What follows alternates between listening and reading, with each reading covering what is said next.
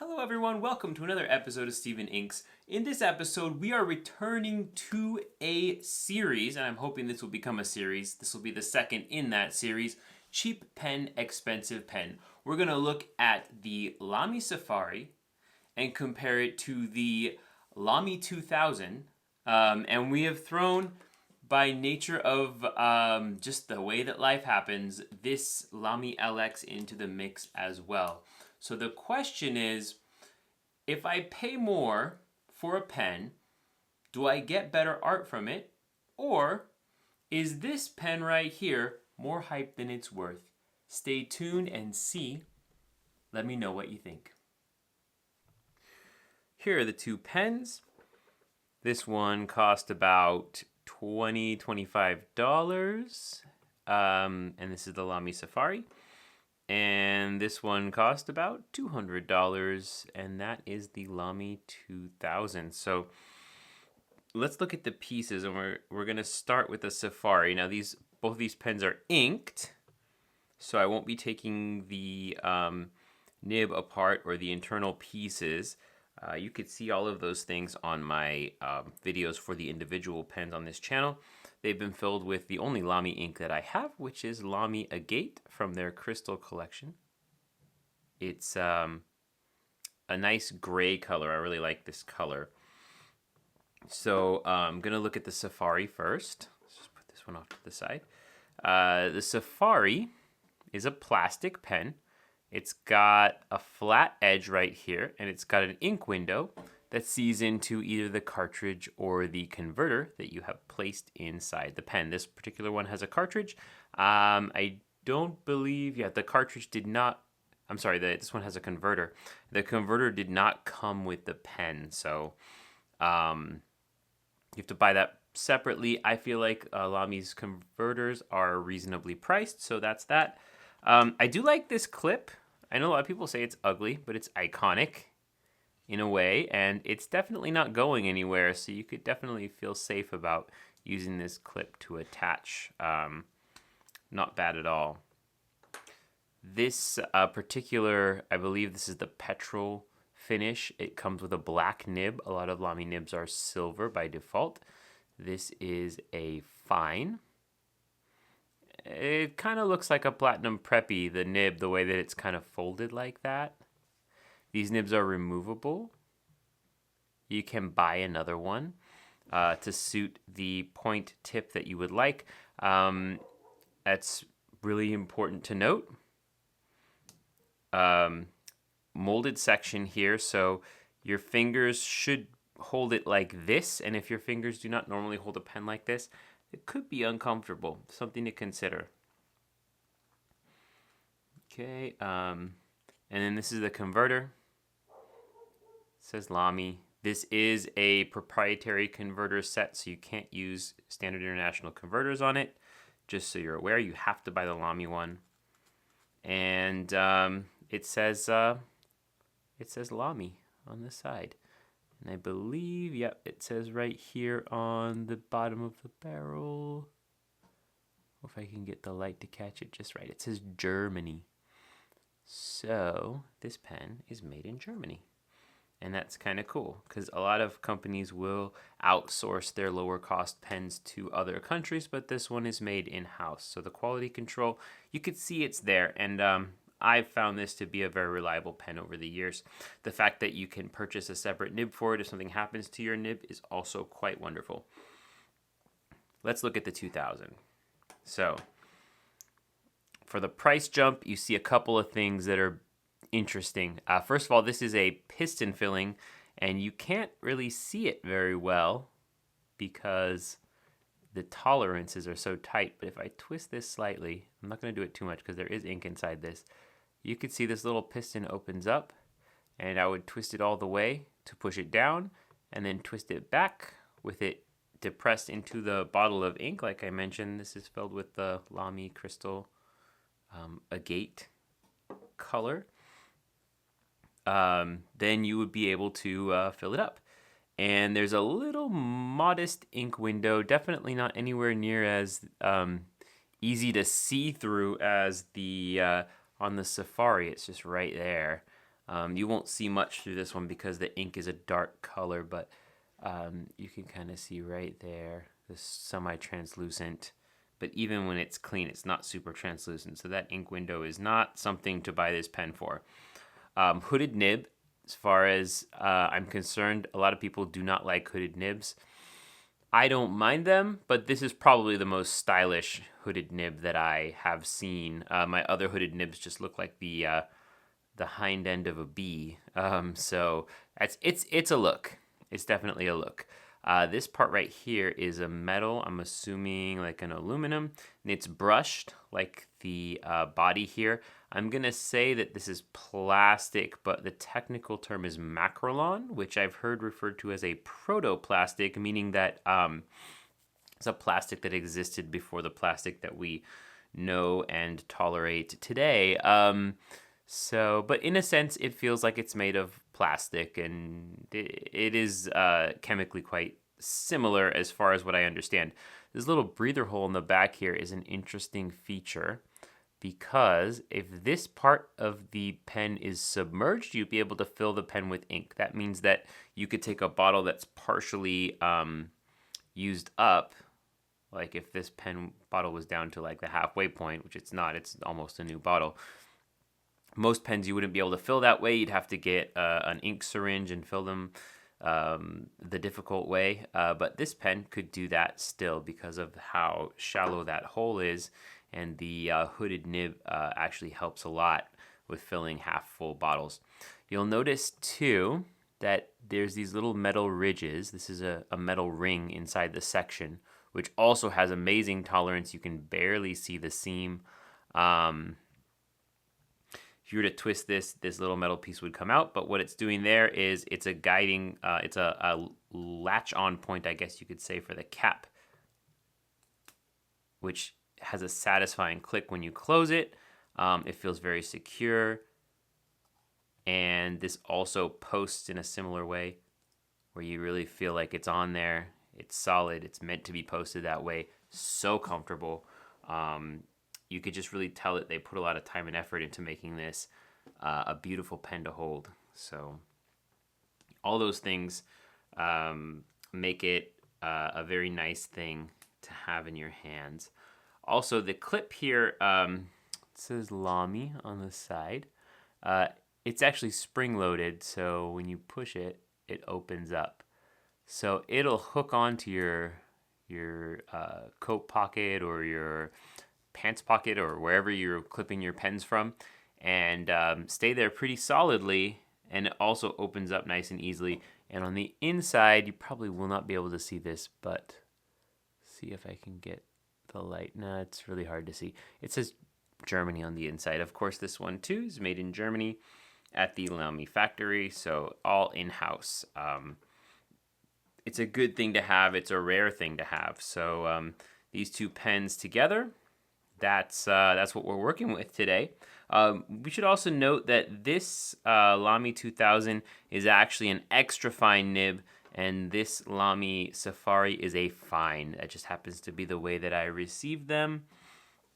So if there's a noticeable difference in the line weight, that's probably the reason why. Not to say anything about one pen or the other in that sense, but they are very similar. I find that the gold nibbed Lamy 2000 writes a little bit wider than an extra fine version of the Safari for what it's worth. But let's have a look at those lines right now. So here we go. We're going to start actually with the, let's start with the Safari, the less expensive of the two. This posts nicely as well, but it does feel like a less expensive pen. So we're going to start with a few lines to just kind of feel what that's about. Get a lot of that toothiness, that texture coming from the paper. Functions like a European fine, which is to say a little bit on the broad side compared to other pens like it. So, but it has a nice flow. It keeps up nicely. That Lamy Agate is beautiful. It's putting down a lot of ink, so you can see a little bit of darkness in the front there. No bleed through though, so that's good. Quick little sketch of shapes over here.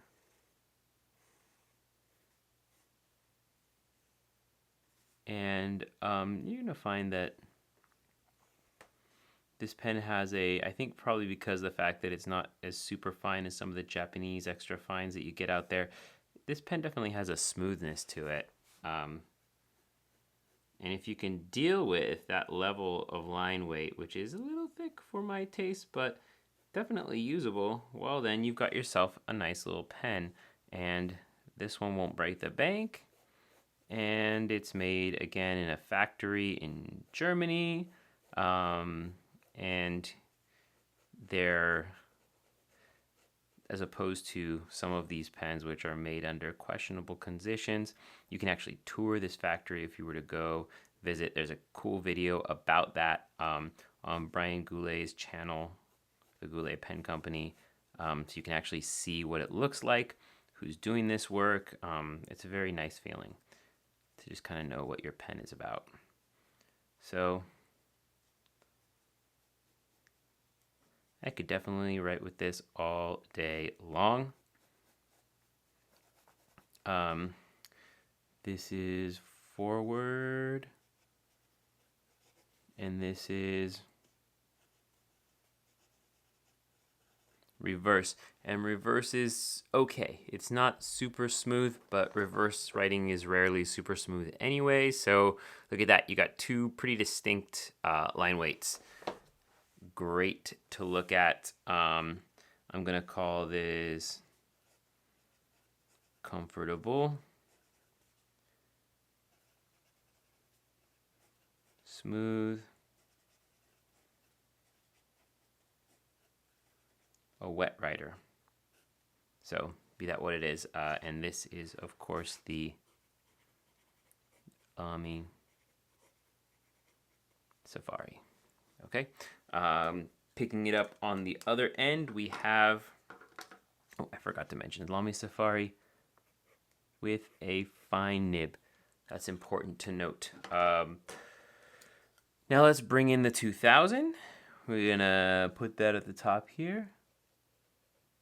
Lamy 2000, and this is an EF. You'll notice that the lettering is actually pretty close. So just looking at the lines that we get, I don't know why, but I'm feeling that it feels wetter, but somehow scratchier. That could be the extra fine talking. I like the quality of the lines though, and that's important. We're looking at something like this as opposed to something like this. There's a lot of similarities there, one way or the other. It's been kind of a theme here that they're very similar to each other. I feel a marked toothiness compared with the other pen that I just looked at. Again, we are looking at an extra fine. That could have something to do with it. But I used the extra fine for the Safari, and I felt like it was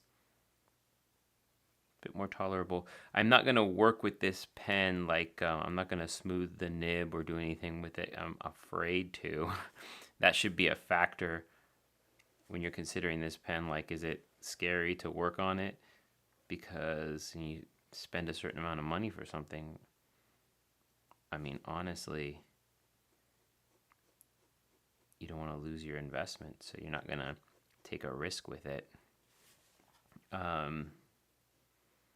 Again, still writes nice. Just a little bit toothier.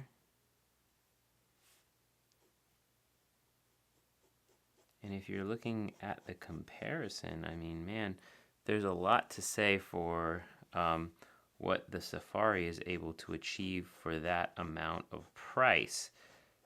definitely a big part of the cost of the 2000 is its build quality, and you can feel that for sure. I definitely understand why this pen costs what it costs, but not all of that is in the writing experience. Some of it is just in how it feels while you're holding it, which again, it feels good. I won't take that away from it. Here we are with forward, and I remember this was not very good, but not bad, but a little bit more scratchy. I'm gonna say comfortable. Toothy. Not in negative scratchiness, but toothy. And if that's something that you look for, then okay. And this is a wet writer too. A little bit more wet than this one, but I don't know. So those are the things that I feel. If you look at the lines we're getting here versus the lines we're getting here, I see a lot of similarities. Obviously, these pens are distant cousins of a sort, and the question is, what's it like when we draw with them? And what are my impressions overall? So that's what we're going to talk about next. It's pen ranking time. We're going to do some rankings and scores for these different pens, and we're going to start with the Lamy Safari.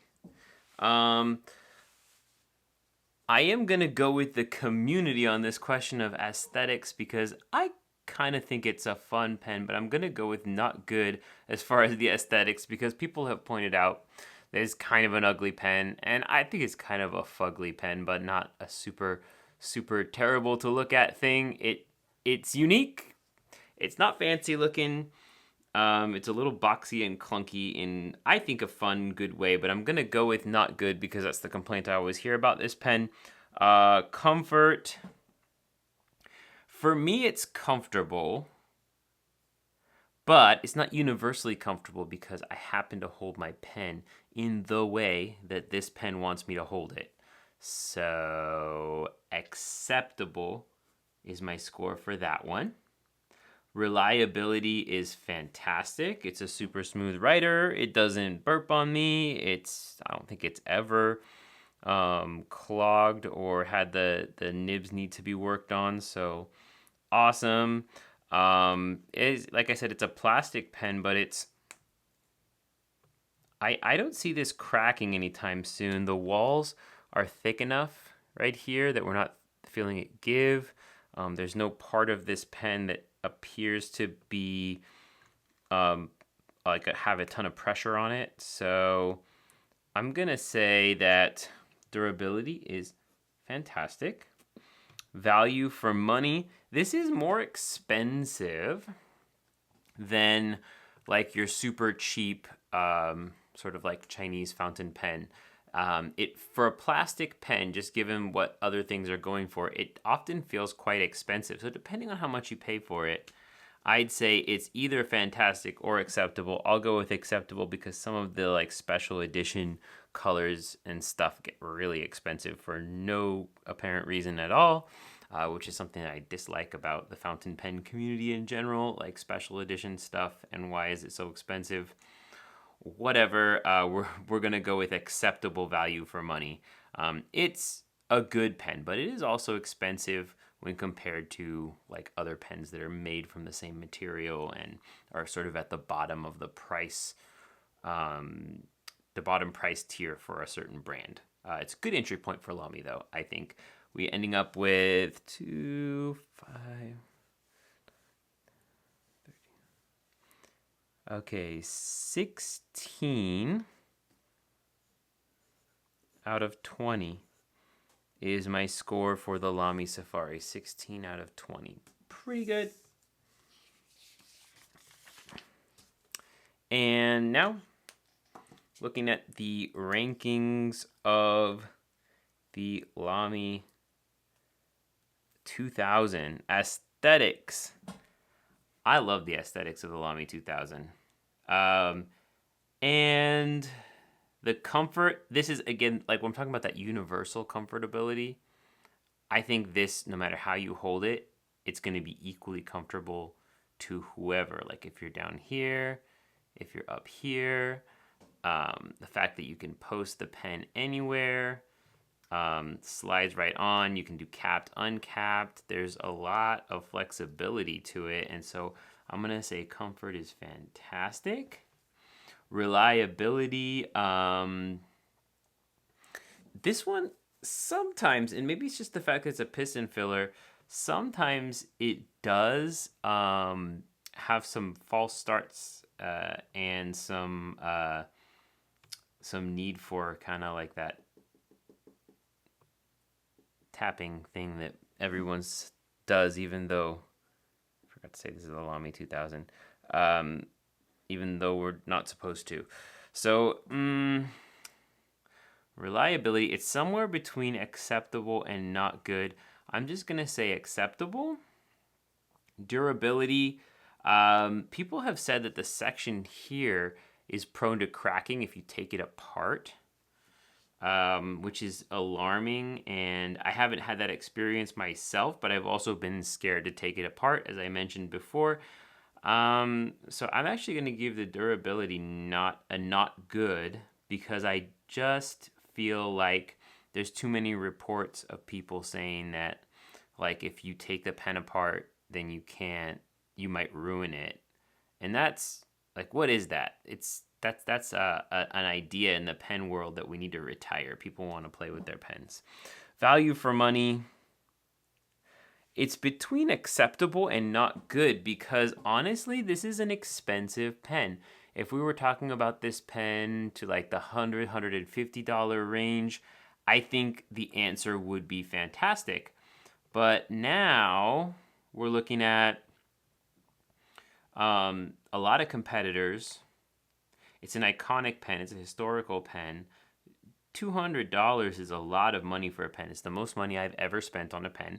I found myself slightly disappointed with it sometimes, as far as its reliability and durability. I'm going to go ahead and give it an acceptable, because I do like it. I'm glad I own it. I'd be bummed if something happened to it, but at the same time, I'm not about to plunk down another $200 for something on the same level as this. I want more, or I want more value. It's in a very precarious position price-wise, this pen. So that gives us with 8.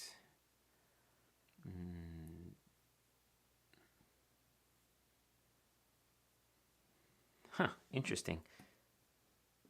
16 out of 20, once again. So both the Safari and the 2000 scored a 16 out of 20. And the strengths for the Safari are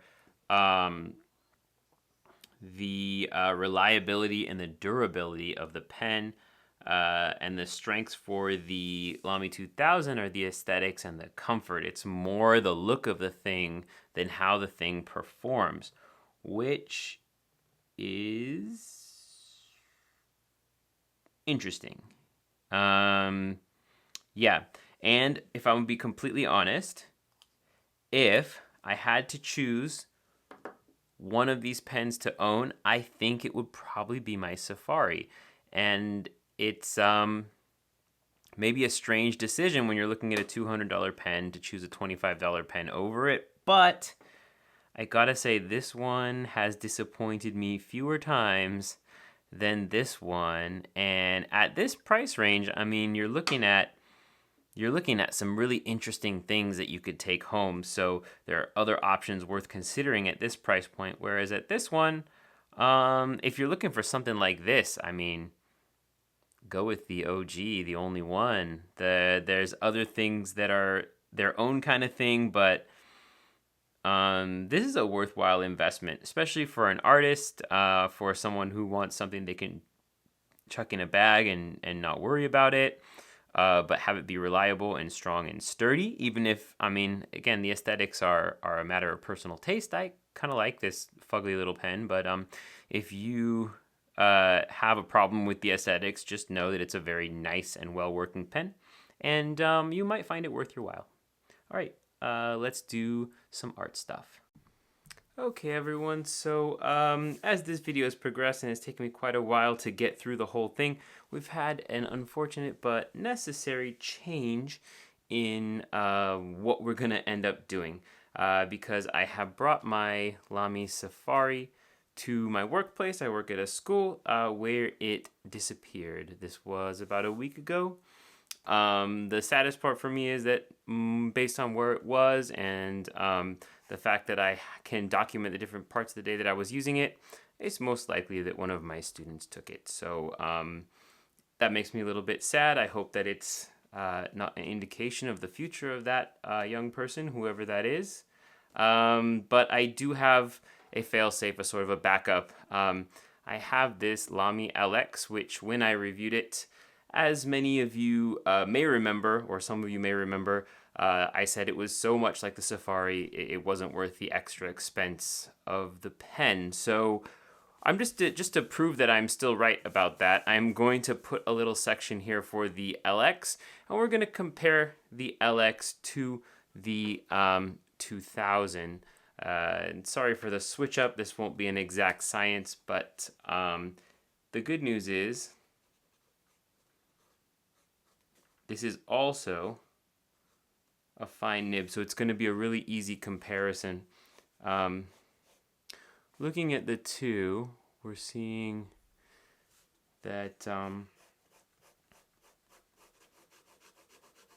yes, indeed, I feel a lot of similarities between the Safari and the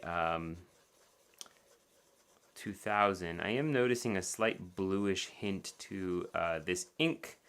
Hopefully that doesn't ruin what I'm about to do, but I think there might be a little spare pigment of whatever was in this pen the last time I used it. Unfortunately, I did try to clean it out, but we're looking at, yeah, if you compare this to this, I think you'll find that they are quite similar. And just a quick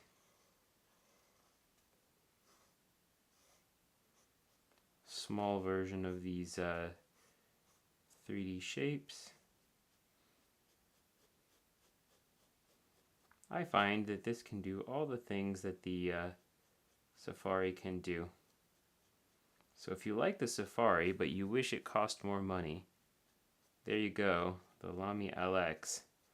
And that's what we're going to be comparing our 2002. Still a much cheaper pen than the Lamy 2000 by a factor of about 4, I want to say.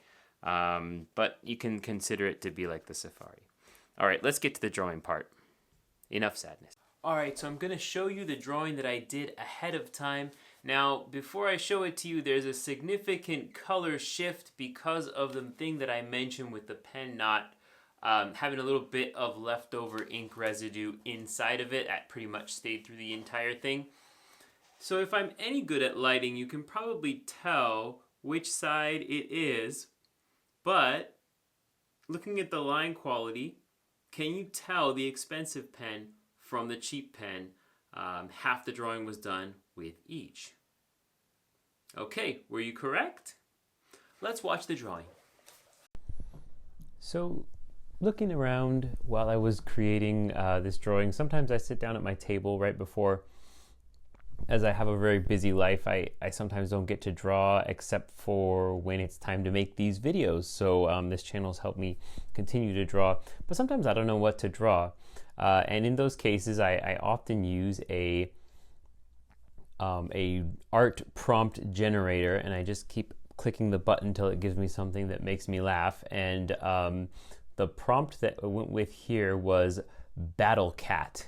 And the instant I saw that, I knew I had to draw that. I don't know if you think if I nailed the aesthetic, let me know. And it did kind of take my mind off the fact that I lost a good one today with my pen.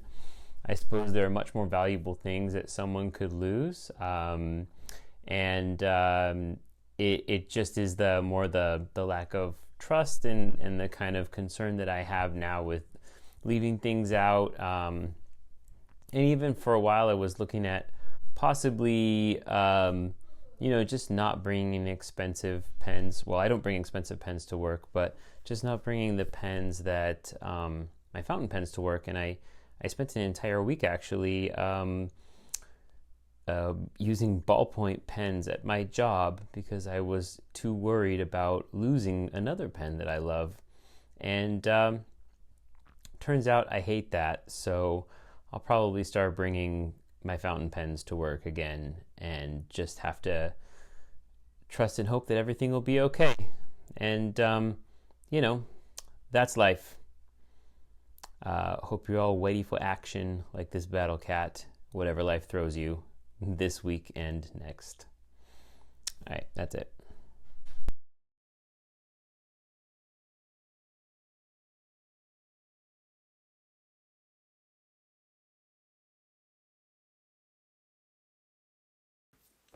So for final thoughts, well, I miss my Lamy Safari. If that's not final thought enough for you, I don't know what to tell you.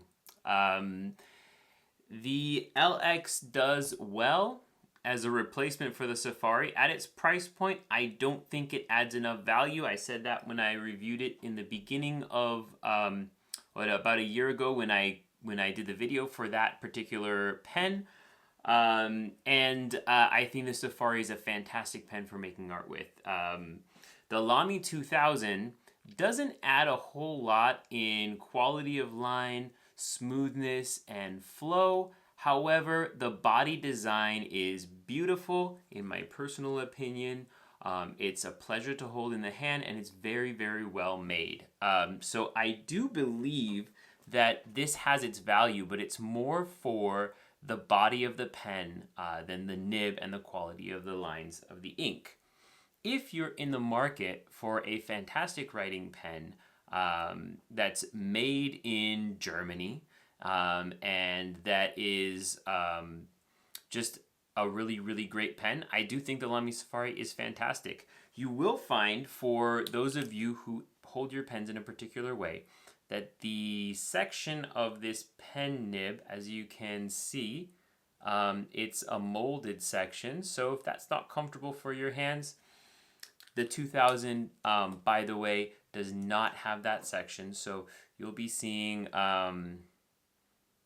with this particular pen, you'll be seeing that you can grip it wherever you like, and that's an advantage to some.